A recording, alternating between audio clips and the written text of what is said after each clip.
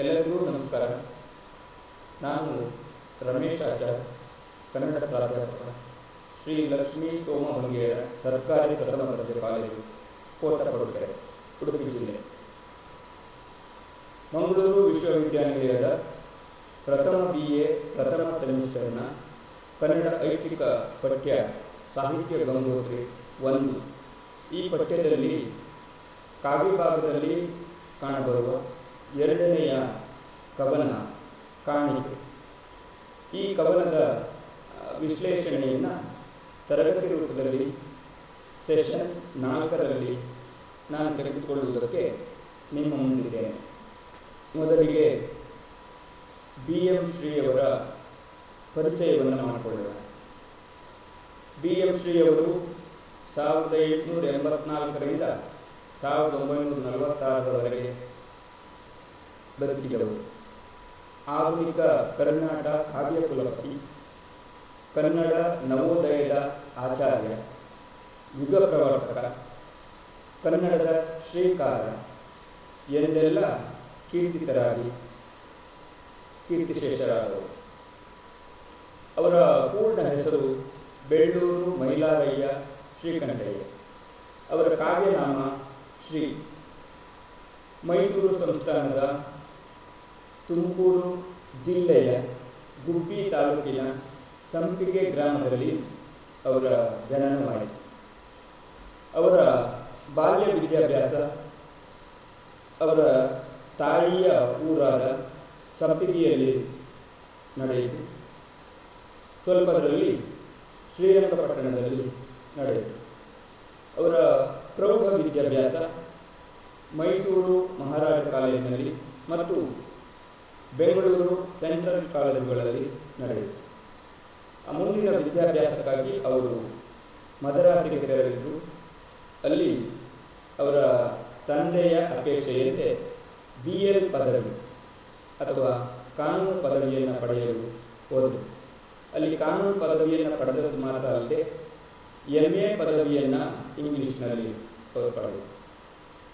ನಂತರ ಅವರು ಮೈಸೂರು ಮಹಾರಾಜ ಕಾಲೇಜಿನಲ್ಲಿ ಹಿರಿಯ ಇಂಗ್ಲಿಷ್ ಪ್ರಾಧ್ಯಾಪಕರು, ಗೌರವದ ಕನ್ನಡ ಪ್ರಾಧ್ಯಾಪಕರು ಎಂಬ ಹೆಗ್ಗಳಿಕೆಗೆ ಪಾತ್ರರಾಗಿ ದುಡಿದರು. ಮುಂದಿನ ದಿನಗಳಲ್ಲಿ ಅವರಿಗೆ ಮೈಸೂರಿನ ವಿಶ್ವವಿದ್ಯಾನಿಲಯದ ಕುಲಸಚಿವರಾಗಿ ಅಂದರೆ ರಿಜಿಸ್ಟ್ರಾರ್ ಆಗಿ ಕೆಲಸ ಮಾಡುವ ಸುಯೋಗ ದೊರೆಯಿತು.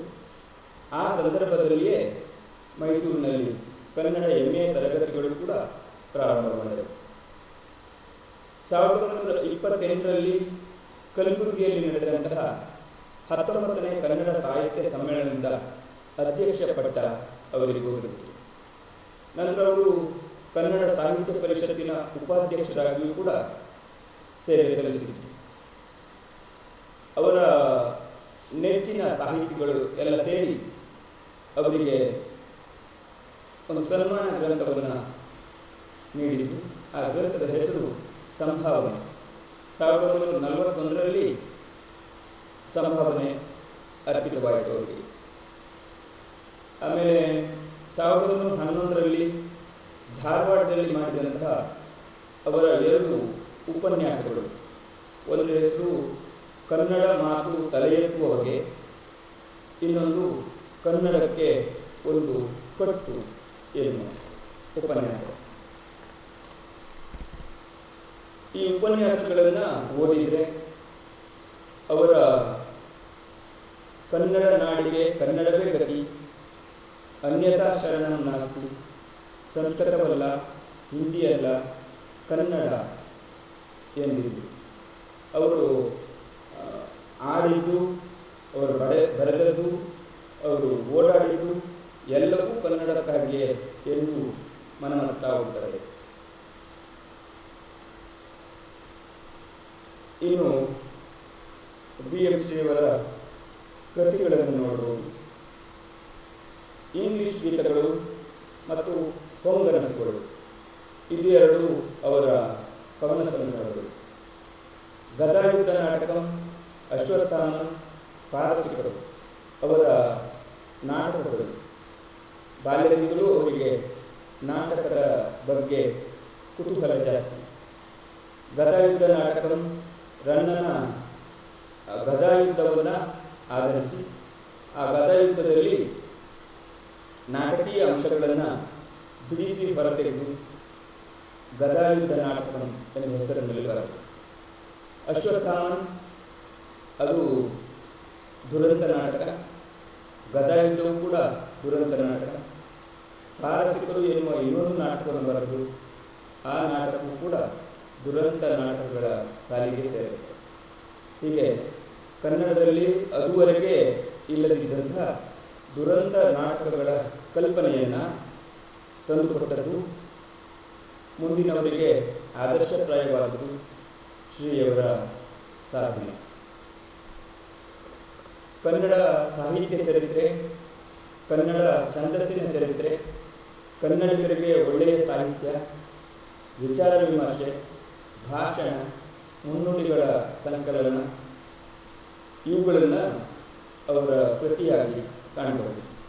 ಆಮೇಲೆ ಎ ಹ್ಯಾಂಡ್ ಬುಕ್ ಆಫ್ ರೆಟಾರಿಕ್ ಎನ್ನುವಂತಹ ಕೃತಿಯನ್ನು ಅವರು ಬರೆದು, ಅದು ಅವರು ಬೋಧನೆ ಮಾಡುತ್ತಿರುವ ಸಂದರ್ಭದಲ್ಲಿ ವಿದ್ಯಾರ್ಥಿಗಳಿಗಾಗಿಯೇ ಬರೆದ ಒಂದು ಕೈಪಿಡಿ ಅದು. ಇನ್ನು ಮುಂದಕ್ಕೆ ಶ್ರೀಯವರ ಇಂಗ್ಲಿಷ್ ಗೀತಗಳು ಕೃತಿಯ ಬಗ್ಗೆ ಕೆಲವು ಮಾತುಗಳನ್ನು ತಿಳ್ಕೊಳ್ಳಬಹುದು. ಆ ಕೃತಿಯ ಶೀರ್ಷಿಕೆ ಹೇಳುವಂತೆ ಇಂಗ್ಲಿಷ್ ಗೀತಗಳು ಅಂದರೆ ಆಂಗ್ಲ ಕವಿಗಳ ಗೀತೆಗಳು ಅಂತ. ಶ್ರೀಯವರ ಇಂಗ್ಲಿಷ್ ಗೀತೆಗಳು ಆಂಗ್ಲ ಕವಿಗಳ ಕವನಗಳ ಅನುವಾದ ಮತ್ತು ರೂಪಾಂತರದ ಕೃತಿಯಾಗಿ ಕಂಡುಬರುತ್ತೆ. ಅದನ್ನು ಕೇವಲ ಅನುವಾದ ಅಂದರೆ ಸಮಂಜಸ ಆಗಲಾರದು. ಅದೊಂದು ರೂಪಾಂತರದ ಕೃತಿ, ಅದೊಂದು ಅನುಸೃಷ್ಟಿಯ ಕೃತಿ. ಈ ಕೃತಿಯಲ್ಲಿ ಶ್ರೀಯವರ ವ್ಯಕ್ತಿತ್ವದ ಲಕ್ಷಣಗಳನ್ನು ನಾವು ಕಾಣಬಹುದು. ಇಂಗ್ಲಿಷ್ ಭಾಷಾ ಸಂಸ್ಕೃತಿ ದೇಶೀಯ ಭಾಷೆಗಳಲ್ಲಿ ಬರುವಂತಾಗಬೇಕು ಎಂಬುದು ಆಂಗ್ಲ ವಿದ್ಯಾಭ್ಯಾಸದ ಉದ್ದೇಶಗಳಲ್ಲಿ ಒಂದಾಗಿದೆ. ಆ ಆಂಗ್ಲ ವಿದ್ಯಾಭ್ಯಾಸವನ್ನೇ ಸ್ವೀಕರಿಸಿ ಮುಂದುವರಿಸಿದಂತಹ, ಆ ಶಿಕ್ಷಣದ ಋಣ ತೀರಿಸಿ ಸಾರ್ಥಕರಾದಂತಹ ವ್ಯಕ್ತಿಗಳಲ್ಲಿ ಶ್ರೀಯವರು ಕೂಡ ಒಬ್ಬರು. ಹಾಗಾಗಿ ಅವರು ಆಂಗ್ಲರ ಮಹತ್ವದ ಕವಿಗಳನ್ನು ಕೆಲವರನ್ನು ಆಯ್ಕೊಂಡು ಇನ್ನು ಕೆಲವು ಮಹತ್ವರಲ್ಲದ ಸಾಮಾನ್ಯ ಕವಿಗಳ ಕಾವ್ಯಗಳನ್ನು ಓದಿ ಅಧ್ಯಯನ ಮಾಡಿ ಕೆಲವನ್ನು ಕನ್ನಡಕ್ಕೆ ತಂದು ಅನುಮೋದಿಸಿದ್ದಾರೆ. ಅವರ ಗೀತೆಗಳ ಸಂಗ್ರಹವು ಯಾರು ಭಾರತ ಮತ್ತು ಆಂಗ್ಲ ದೇಶಗಳ ಆತ್ಮ ಸಮ್ಮಿಲನದಲ್ಲಿ ನಂಬಿಕೆ ಇಟ್ಟಿರುವರೋ ಅಂಥವರಿಗೆ ಅರ್ಪಿತವಾಗಿದೆ. ಇಂಗ್ಲಿಷ್ ಗೀತೆಗಳ ಸಂಕಲನದಲ್ಲಿ ಆಂಗ್ಲ ಕವಿಗಳಾದಂತಹ Wordsworth, Shelley, Scott, Tennyson, Cowper, Campbell, Thomson, Southey, Browning, Burns, Coleridge, Byron ಇವರ ಕವನಗಳು ಪ್ರಮುಖವಾಗಿ ಕಂಡುಬರುತ್ತವೆ. ಮುಖ್ಯವಾಗಿ ಇಂಗ್ಲಿಷ್ ಗೀತೆಗಳು ಅದು 63 ಗೀತೆಗಳ ಒಂದು ಸಂಕಲನ. ಅದರಲ್ಲಿ 60 ಗೀತೆಗಳು ಶ್ರೀಯವರ ಇಂಗ್ಲಿಷ್ ಕವನಗಳ ರೂಪಾಂತರ. ಹಾಗೆ 3 ಗೀತೆಗಳು ಅವರ ಸ್ವಂತ ಸೃಷ್ಟಿಯ ಗೀತೆಗಳು. ಒಟ್ಟು 63 ಗೀತೆಗಳ ಸಂಕಲನವೇ ಇಂಗ್ಲಿಷ್ ಗೀತೆಗಳು ಎಂಬ ಹೆಸರಿನಲ್ಲಿ ಪ್ರಕಟವಾಯಿತು. ಇಂಗ್ಲಿಷ್ ಗೀತೆಗಳು ಕೃತಿಯ ಭಾಷೆ, ಆ ಕೃತಿಯೊಳಗಿನ ಭಾವ, ಆ ಕೃತಿಯ ಬಂಧ ಅಂದರೆ ಟೆಕ್ಸ್ಚರ್, ಈ ಭಾಷೆ ಭಾವ ಬಂಧದಲ್ಲಿ ಸ್ವಂತಿಕೆಯನ್ನು ಸಾಧಿಸಿದಂತಹ ಅನುವಾದಕಾರರು ಶ್ರೀಯವರು. ಆ ಕಾವ್ಯದೊಳಗಿನ ಭಾಷೆ ಆಡುಗನ್ನಡವೇ ಆಗಬೇಕು. ಇಂದಿನ ಕಾವ್ಯ ಉದ್ದೇಶಿಸಿರುವುದು ರಾಜ್ಯಸಭೆ ಮತ್ತು ಪಂಡಿತ ಮಾನ್ಯರನ್ನಲ್ಲ ಎಂಬಂತಹ ಧೋರಣೆ ಶ್ರೀಯವರದಾಗಿದೆ.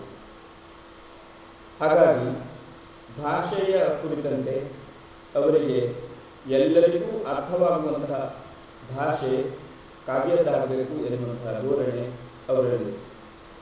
ಅವರ ಇಂಗ್ಲಿಷ್ ಗೀತೆಗಳ ಅನುವಾದದಲ್ಲಿ ಆಡುಗನ್ನಡದ ಸೊಗಸಾದ ಬಳಕೆ ಮಾಡಿರುವುದನ್ನು ನಾವು ಕಾಣಬಹುದು. ಇಂಗ್ಲಿಷ್ ಮತ್ತು ಕನ್ನಡ ಅಲ್ಲದೆ ತಮಿಳನ್ನು, ಗ್ರೀಕನ್ನು ಅಧ್ಯಯನ ಮಾಡಿದಂತಹ, ಆ ಭಾಷೆಯ ಬಗ್ಗೆ ಪ್ರಭುತ್ವವನ್ನು ಸಾಧಿಸಿದಂತಹ ಶ್ರೀಯವರಿಗೆ ಕನ್ನಡ ಮತ್ತು ಇಂಗ್ಲಿಷ್ ಭಾಷೆ ಎರಡು ಭಾಷೆಯ ಮೇಲೂ ಕೂಡ ಅತೀವವಾದ ಪ್ರೀತಿ. ಅವರಿಗೆ ಇಬ್ಬರೂ ಕೂಡ ಇನಿಯರು, ಅಂದರೆ ಪ್ರೀತಿ ಪಾತ್ರರಾದಂತಹ ಹೆಣ್ಣುಗಳು ಅಂತ. ಇವಳ ಸ್ವಭಾವ ಅವಳಿಗೆ, ಅವಳ ತೊಡಿಗೆ ಇವಳಿಗೆ ಇಟ್ಟು ನೋಡುವುದರಲ್ಲಿ ಅವರಿಗೆ ವಿಶೇಷವಾದಂತಹ ಆಸಕ್ತಿ ಬೆಳೆದಿದೆ. ಆ ಆಸಕ್ತಿಯಿಂದಲೇ ಅವರು ಇಂಗ್ಲಿಷ್ ಗೀತೆಗಳನ್ನು ಕನ್ನಡಕ್ಕೆ ಅನುವಾದಿಸಿದರು. ಶ್ರೀಯವರ ಭಾರತ ಮತ್ತು ಇಂಗ್ಲೆಂಡ್ಗಳ ಆತ್ಮ ಸಮ್ಮಿಲನದ ನಂಬಿಕೆ ಈಗ ಇನ್ನೂ ದೃಢವಾಗಿದೆ. ಇಂದು ಕನ್ನಡ ಸಾಹಿತ್ಯವು, ಕನ್ನಡ ಭಾಷೆಯು ವಿಶ್ವ ಸಾಹಿತ್ಯದೊಡನೆ ಸಂಪರ್ಕಗೊಂಡು ಬೇರೆ ಬೇರೆ ಆಯಾಮಗಳಲ್ಲಿ ಧಾಂಗುಡಿ ಹಿಡಿಯುತ್ತಿರುವುದನ್ನು ನಾವು ಗಮನಿಸಬಹುದು. ಈಗ ಇಂಗ್ಲಿಷ್ ಗೀತೆಗಳು ಶ್ರೀಯವರು ಬರೆಯುವುದಕ್ಕಿಂತ ಮೊದಲು ಕನ್ನಡದ ಸ್ಥಿತಿಗತಿಗಳ ಬಗ್ಗೆ ಒಂದೆರಡು ಮಾತುಗಳನ್ನು ತೆಗೆದುಕೊಳ್ಳಬಹುದು.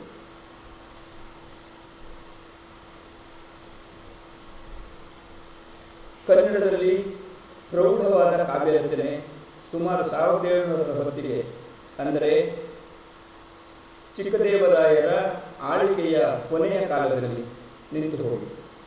ಅಂದರೆ ಶ್ರೀಯವರು ಬರುವ ಕಾಲಕ್ಕೆ ಸುಮಾರು 200 ವರ್ಷಗಳ ಕಾಲ, ಅಂದರೆ 2 ಶತಮಾನಗಳಷ್ಟು ಕಾಲದಲ್ಲಿ ಸಾಹಿತ್ಯ ನಿಂತ ನೀರಾಗಿತ್ತು. ಹಳೆಯ ಬಂಧಗಳಿಂದಲೇ ಕವಿಗಳು ಅಲ್ಪ ಸ್ವಲ್ಪ ಮಟ್ಟಿಗೆ ಕಾವ್ಯ ರಚನೆಯನ್ನು ಮಾಡ್ತಾ ಇದ್ದು, ಶ್ರೀಯವರಿಗಿಂತ ಮೊದಲು ಮತ್ತು ಅವರ ಸಮಕಾಲೀನರಾಗಿ ಕೆಲವರು, ಅಂದರೆ ಎಸ್.ಜಿ. ನರಸಿಂಹಾಚಾರ್ಯರು, ಪಂಜೆ ಮಂಗೇಶರಾಯರು, ಹಟ್ಟಿಯಂಬಿ ನಾರಾಯಣರಾಯರು, ಇಂಥವರೆಲ್ಲ ಇಂಗ್ಲಿಷ್ ಕವಿತೆಗಳನ್ನು ಕನ್ನಡದಲ್ಲಿ ಅನುವಾದಿಸಲು ತೊಡಗಿ. ಆದರೂ ಕೂಡ ಅವರ ಎಲ್ಲರ ಅನುವಾದ ಅದು ಹಳೆಯ ಮೊಟ್ಟುಗಳನ್ನು, ಅಂದರೆ ಹಳೆಯ ಛಂದಸ್ಸಿನ ಮೊಟ್ಟುಗಳನ್ನು ಆಧರಿಸಿ ರಚಿತವಾಗುವಾಗ, ಶ್ರೀಯವರು ಮಾತ್ರ ಇಂಗ್ಲಿಶಿನ ಕಾವ್ಯಗಳಲ್ಲಿ, ಇಂಗ್ಲಿಷ್ ಕವಿತೆಗಳಲ್ಲಿ ಇರುವಂತಹ ಛಂದಸ್ಸನ್ನು ಕನ್ನಡದಲ್ಲಿ ಕೂಡ ತರಬೇಕು, ಕನ್ನಡ ಸಾಹಿತ್ಯವನ್ನು ಇಂಗ್ಲಿಷ್ ಆಧರಿಸಿಯೇ ಬೆಳೆಸಬೇಕು ಎನ್ನುವಂತಹ ಕಲ್ಪನೆ ಹೊಂದಿತ್ತು. ಅದಲ್ಲದೆ ಆಗಿನ ರಾಜಕೀಯದಲ್ಲೂ ಕೂಡ ಕಾಣಿಸಿಕೊಂಡಂತೆ ದೌರ್ಬಲ್ಯಗಳು, ಅಸಾರತೆಗಳು, ಯಾವುದೇ ಸಾರವಿಲ್ಲದಂತಹ ಸ್ಥಿತಿಗಳು ಮತ್ತು ಅನ್ಯಾಕ್ರಮಣಗಳು, ಅಂದರೆ ಪರರ ಆಕ್ರಮಣಗಳು, ಅದು ಭಾಷಾ ಸಾಹಿತ್ಯದಲ್ಲಿ ಇದ್ದದ್ದು. ಸಾಹಿತ್ಯದಲ್ಲೂ ಕೂಡ ಕಾಣಿಸಿಕೊಂಡರು. ಹೀಗಾಗಿ 19ನೇ ಶತಮಾನದ ಮೊದಲ ಭಾಗದಲ್ಲಿ ಗದ್ಯದ ಬೆಳವಣಿಗೆ ಆಯಿತು. ಆ ಶತಮಾನದ ಕೊನೆಯ ಭಾಗದಲ್ಲಿ ನಾಟಕವೂ ಕೂಡ ಕೆಲಮಟ್ಟಿಗೆ ಬೆಳೆದು ಹರಡಿತು. ಬಸವಪ್ಪ ಶಾಸ್ತ್ರಿಗಳಂಥವರು ಸರಸಕರುಗಳು ಆದವರು, ಅವರು ಕೂಡ ನಾಟಕ ರಚನೆಯಲ್ಲಿ ತೊಡಗಿದರು. ಮುದ್ದಣ, ಕನ್ನಡ ಸಾಹಿತ್ಯದ ಆಧುನಿಕ ಕನ್ನಡ ಸಾಹಿತ್ಯದ ಮುಂಗೋಳಿ ಅಂತ ಕರೆಸಿಕೊಂಡವನು. ಆ ಮುದ್ದಳನು ಕೂಡ ಪದ್ಯಂ ವದ್ಯಂ ಗದ್ಯಂ ರದ್ಯಂ ಎಂದು ಹಳಗನ್ನಡದ ಗದ್ಯದಲ್ಲಿ ತನ್ನ ಪ್ರತಿಭೆಯನ್ನು ತೋರಿಸಿದ. ಹೀಗೆ ಪದ್ಯದ ಕಾಲ ಹಿಂದಕ್ಕೆ ಸರಿಯಿತು. ಪದ್ಯವನ್ನು ಬರೆಯುವವರು ಕೂಡ ಕಡಿಮೆ ಆಯಿತು. ಪದ್ಯ ಬರೆದಿದ್ದರೂ ಆ ಪದ್ಯಗಳನ್ನು ಓದಿ ಗೌರವಿಸುವಂಥವರು, ಆದರಿಸುವಂಥವರು ಇನ್ನೂ ಕಡಿಮೆ ಸಂಖ್ಯೆಯಲ್ಲಿ. ಇಂತಹ ಕಾಲದಲ್ಲಿ ಶ್ರೀಯವರು ಇಂಗ್ಲಿಷ್ ಸಂಪರ್ಕದಿಂದ ಕನ್ನಡ ಸಾಹಿತ್ಯವನ್ನು ಕಸಿ ಮಾಡುವುದು ಹೇಗೆ ಎಂದು ಆಲೋಚಿಸುತ್ತಿದ್ದರು. ಮದ್ರಾಸ್ನಲ್ಲಿ ಅವರು ಅಧ್ಯಯನ ಮಾಡುತ್ತಿರುವ ಸಂದರ್ಭದಲ್ಲೇ ಈ ಕುರಿತು ಆಲೋಚಿಸುತ್ತಿದ್ದಂತಹ ಅವರು ಇಂತಹ ನಿಂತು ನೀರಾಗಿದ್ದ ಸಂದರ್ಭದಲ್ಲಿ ಇಂಗ್ಲಿಷ್ ಗೀತೆಗಳನ್ನು ಪ್ರಕಟಿಸಿದರು. ಭಾರತ ಇನ್ನೂ ಸ್ವಾತಂತ್ರ್ಯವನ್ನು ಗಳಿಸಿರಲಿಲ್ಲ. ಇಡೀ ದೇಶ ಸ್ವಾತಂತ್ರ್ಯದ ಅಮಲಿನಲ್ಲಿ ಮುಳುಗು ಹೋಗಿತ್ತು. ಸ್ವರಾಜ್ಯದ ಕಲ್ಪನೆ ಬಿರುಸಿನಿಂದ ಸಾಗತೋಗಿತ್ತು. ಎಲ್ಲರೂ ಕೂಡ ಇಂಗ್ಲಿಷ್ ದೊರೆಗಳ ಪ್ರಭುತ್ವಕ್ಕೆ ಒಳಗಾಗಿ ದೇಶ ಭಾಷೆಯನ್ನೇ ಮರೆಯುವ ಸ್ಥಿತಿಯಲ್ಲಿತ್ತು.